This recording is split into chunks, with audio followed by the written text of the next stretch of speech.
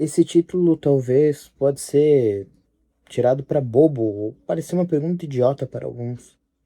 Porque como um homem pode olhar e dizer, será que Deus ainda me ama? Ou será que Deus já me amou? Ou será que Deus me ama? Ou será que Deus se importa comigo? Pode parecer algo bobo, mas as pessoas esquecem que as pessoas amadas são as que mais perguntam sobre amor. Basta você olhar que um filho pergunta ao seu pai e à sua mãe que o senhor ainda me ama? O senhor me ama?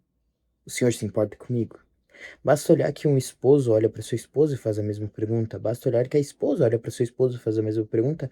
E basta olhar que, na verdade, é tudo pergunta que todo mundo já sabe a resposta. E mesmo assim se faz. O amado faz perguntas nas quais ele já sabe a resposta.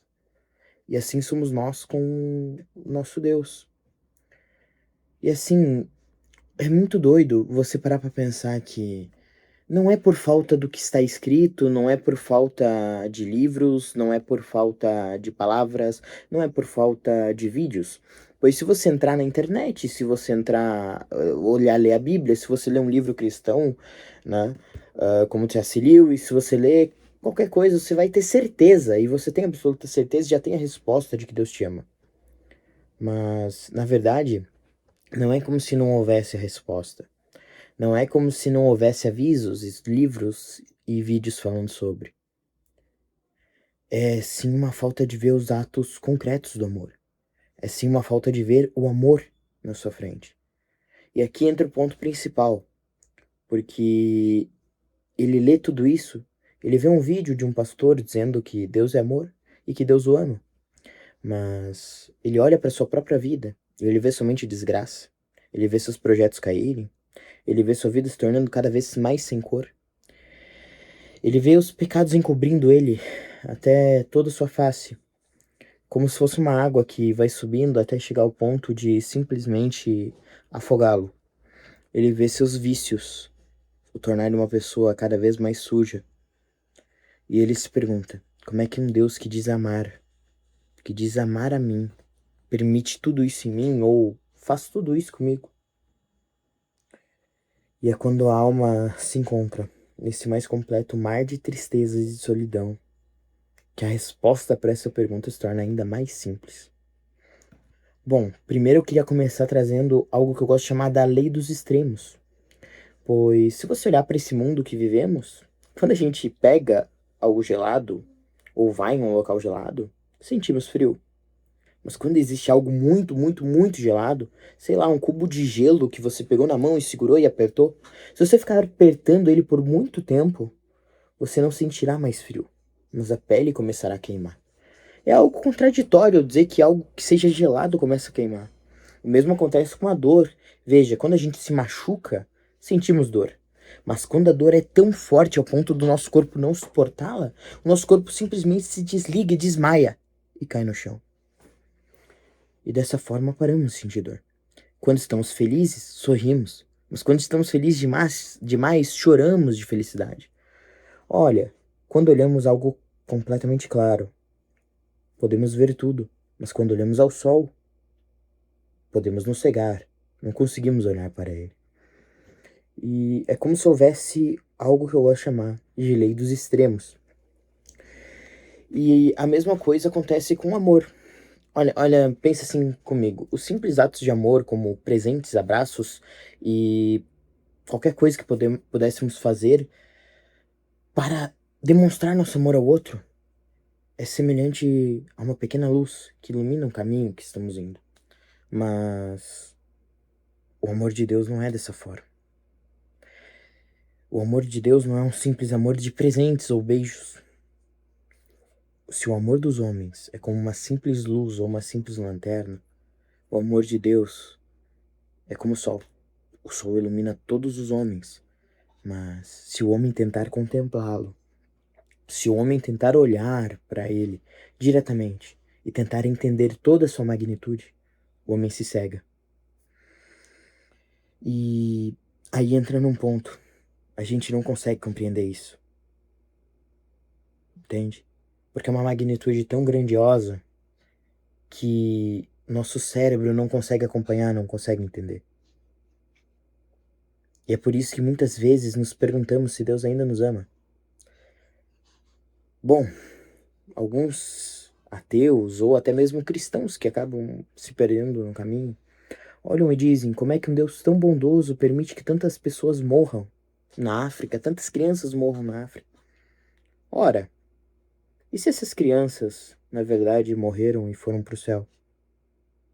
Era melhor que elas estivessem sofrendo de fome lá? Ou que elas tivessem morrido e ido para o céu? Deus teve misericórdia delas? Elas iriam viver num mundo cruel. Alguns podem dizer: por que os bons morrem antes dos maus? Ora, se sabemos que o paraíso é algo maravilhoso, que o céu é algo maravilhoso, que ele vem após a morte, Deus não seria maldoso de permitir que essas pessoas vivessem mais, sendo que depois da morte haverá algo melhor? Entende como a gente é tão limitado e tão incapacitado que não conseguimos compreender a magnitude de Deus? Bom, Deus pode fazer o que ele quiser. E é muito doido parar pra pensar que Deus se preocupa com nós nos mínimos detalhes. Bom, o primeiro milagre de Jesus foi transformar água em vinho. Não foi curar alguém, não foi fazer nada de grande magnitude. Foi transformar água em vinho.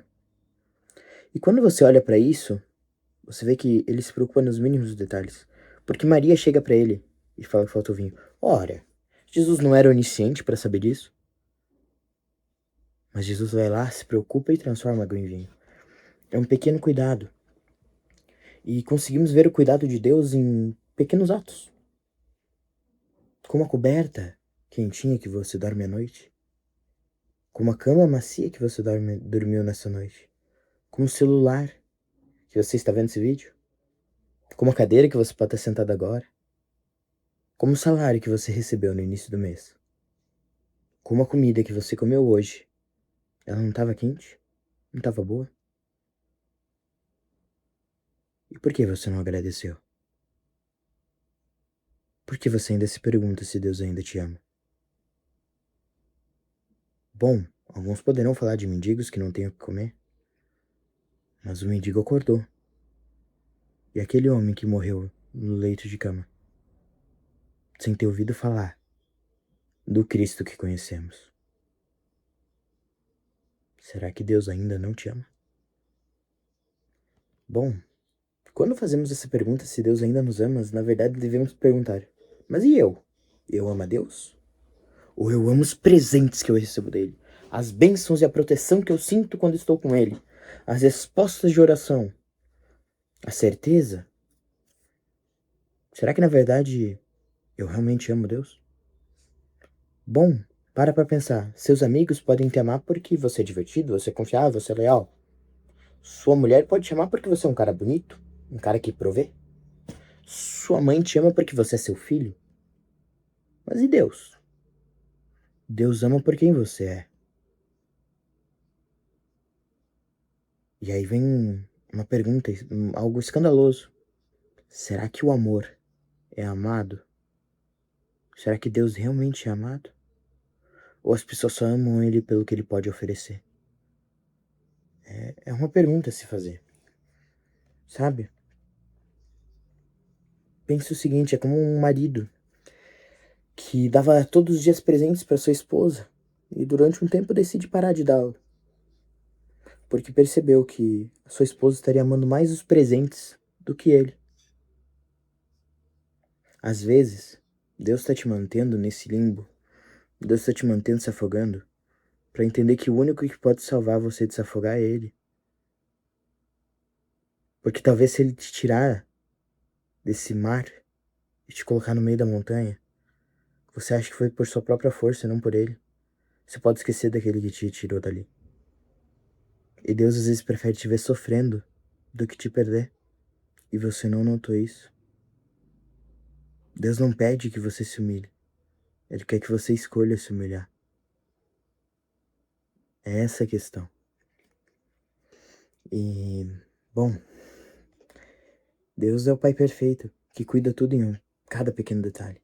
Assim como uma mãe, quando vê seu filho caindo e ralando o joelho, e o filho chora como se o mundo fosse acabar e como se ele fosse morrer, cuida dele mesmo sabendo que ele não vai morrer.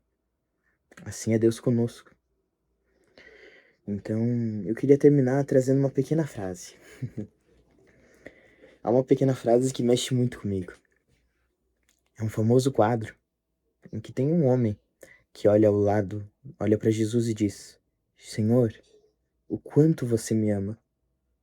Então Jesus, esticando os braços, disse: esse tanto, e morreu. Entendeu? Esse é o tamanho do amor de Cristo por você. Ele esticou os braços e morreu. Bom, eu queria trazer essa reflexão nesse vídeo. Então, queria pedir para que você já se inscrevesse no canal, compartilhasse esse vídeo, curtisse aqui, comentasse sua opinião, sua visão, se esse vídeo te ajudou de alguma forma. E vamos montar uma nova era de campeões.